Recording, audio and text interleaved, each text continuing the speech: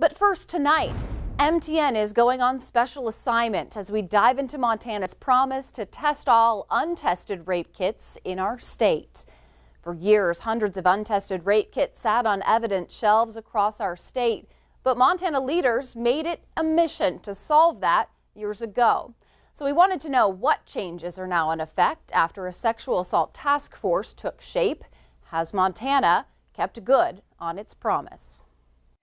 We try and make it as comfortable as possible. Inside the walls of this room, care for rape victims. This is the only room in the ER that is set up in this way. Evidence collection bags. Tiffany Deaver, a sexual assault examiner nurse, walks victims through the process of a rape kit. I'm going to talk to you and we're going to get through this.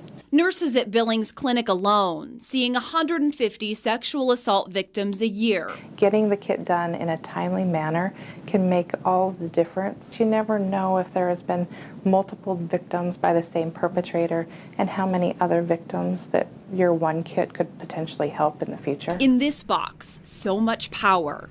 But for years, hundreds sat untested on evidence shelves across our state.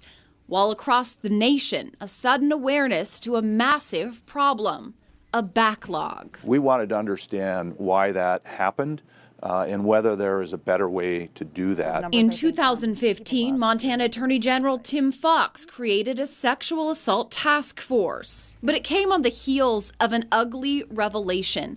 The U.S. Department of Justice harshly criticizing Montana, specifically Missoula and the University of Montana, for not properly investigating rapes. And we had to go to all of the police chiefs and all of the county sheriffs and ask for these numbers. And we ended up finding out that there were 1,252 untested sexual assault kits that have accumulated in our state. 1,252 untested rape kits that could have led to justice. Some agencies unequipped to handle the kits, others, like Billings Police, waiting for DNA technology to catch up. We're able to successfully prosecute a lot more cases. Billings Police Detective David Cardillo says 430 of their untested rape kits were submitted as a part of Montana's initiative to end the backlog. Those kits were not submitted initially because we had a victim that didn't want to prosecute or lost contact with us, or we didn't have a known offender.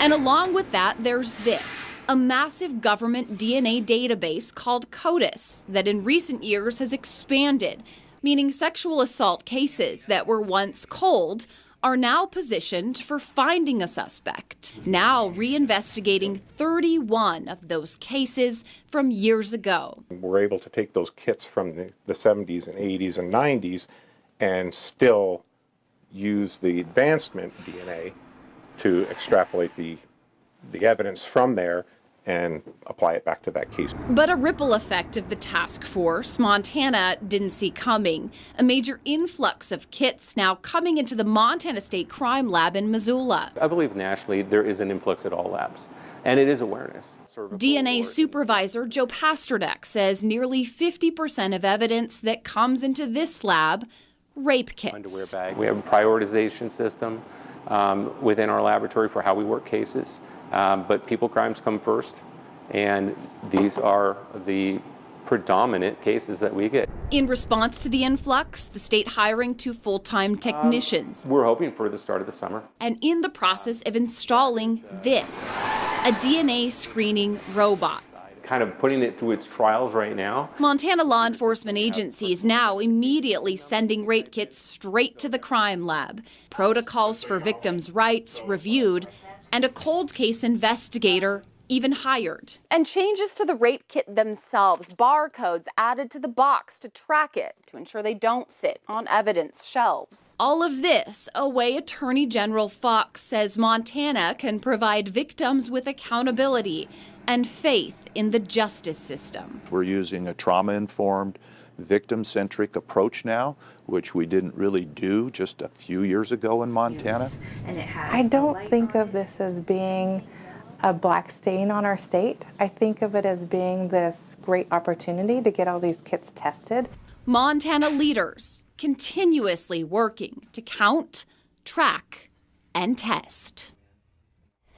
And in our state, there were 42 different jurisdictions where untested rape kits originated from. Of the 1,252 kits, 468 had DNA submitted to that national federal database that we told you about. That database is only set to grow, of course, as more evidence is collected.